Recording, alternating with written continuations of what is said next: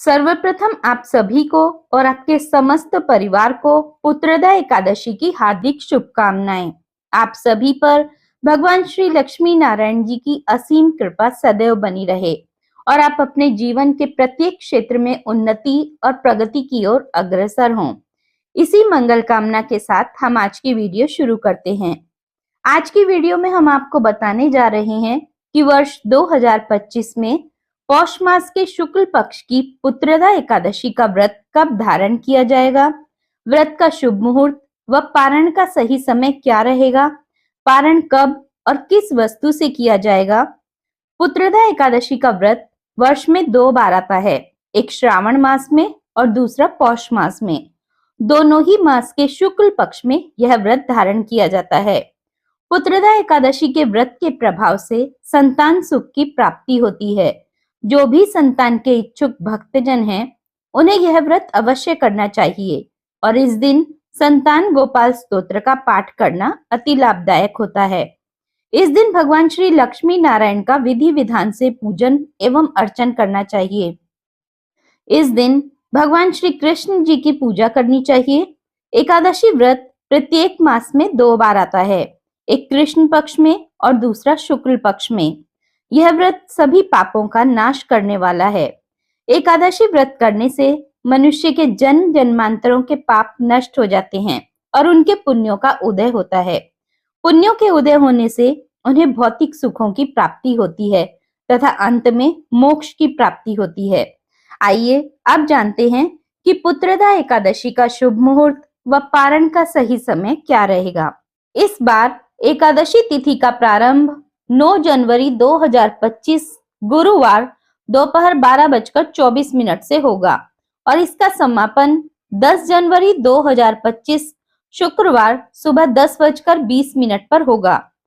इस प्रकार सूर्योदय व्यापिनी और शुद्ध द्वादशी युक्त एकादशी 10 जनवरी 2025 शुक्रवार को है। इसलिए सभी भक्तजनों को पुत्रदा एकादशी व्रत 10 जनवरी को ही रखना है। एकादशी व्रत के पारण का समय 11 जनवरी 2025 शनिवार सुबह 7:15 से 8:21 तक रहेगा। इसी समय के दौरान सभी भक्तजनों को एकादशी का पारण करना चाहिए। पौष शुक्ल पुत्रदा एकादशी व्रत का पारण गाय के गोबर से किया जाता है।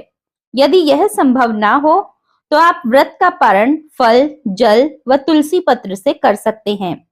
पारण के दिन यदि आपका कोई और व्रत हो तो आप फलाहार से पारण करके दूसरा व्रत शुरू कर सकते हैं, क्योंकि पहले व्रत का पारण किए बिना दूसरा व्रत धारण नहीं किया जा सकता। इसलिए पहले व्रत का पारण कर लें, फिर दूसरा व्रत धारण करें। एकादशी के दिन ब्रह्म मुहूर्त का समय सुबह 5:27 से 6:21 तक रहेगा। इस दिन भगवान श्री लक्ष्मी नारायण, माता लक्ष्मी व भगवान के बाल कृष्ण स्वरूप का पूरे विधि विधान से धूप, दीप, गंध, पुष्प, फल, नैवेद्य आदि से पूजन करें। भगवान को तुलसी दल अवश्य अर्पित करें, काले तिल अर्पित करें। इस दिन गुड़ व तिल मिश्रित वस्तु का भोग लगाएं। यह बहुत ही पुण्यदायी होता है। भगवान को जिस वस्तु का भी भोग लगाएं, उसमें तुलसी दल अवश्य डालें। भगवान के सामने शुद्ध घी का दीपक जलाएं। इसके पश्चात पुत्रदा एकादशी व्रत कथा श्रवण करें।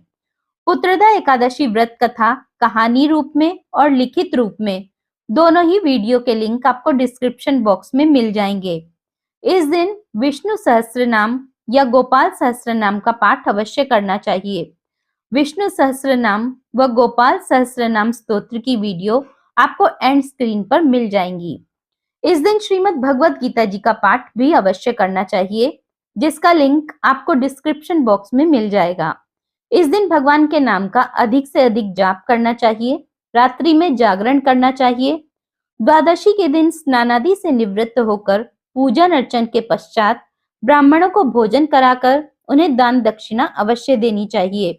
अपने पितरों को मुक्ति प्रदान करवाने के लिए एकादशी व्रत का पुण्य संकल्प करके अपने पितरों के निमित्त दे देना चाहिए। पुत्रदा एकादशी व्रत करने वाले मनुष्य को संतान सुख की प्राप्ति होती है और अंत में भगवान के लोक की प्राप्ति होती है, अर्थात मोक्ष की प्राप्ति होती है। शास्त्रों के अनुसार एकादशी व्रत के वो महत्वपूर्ण नियम जिनका हमें पालन करना चाहिए इस प्रकार हैं। एकादशी व्रत भगवान श्री हरि की प्रसन्नता के लिए किया जाता है। जो भी मनुष्य एकादशी व्रत रखते हैं और एकादशी व्रत का पूर्ण फल प्राप्त करना चाहते हैं, उन्हें इन नियमों का अवश्य पालन करना चाहिए। उन्हें दशमी से द्वादशी तक 3 दिन इन नियमों का पूर्ण रूप से पालन करना चाहिए, तब उन्हें एकादशी व्रत का फल प्राप्त होता है। जो मनुष्य एकादशी व्रत रखते हैं, उन्हें दशमी के दिन कांसे के पात्र का त्याग करना चाहिए। वैष्णव सिद्धांत है कि जिस रसोई में मांस बना हो, उस रसोई का भोजन ग्रहण ना करें। कांसे का पात्र, जिस रसोई में मांस बना हो, उस रसोई का भोजन मसूर की दाल, चने की दाल, कोंदो, कोई भी शाक, शहद, चावल, दूसरों के घर का भोजन, दोबारा भोजन और मैथुन, इन चीजों का दशमी के दिन से त्याग कर देना चाहिए।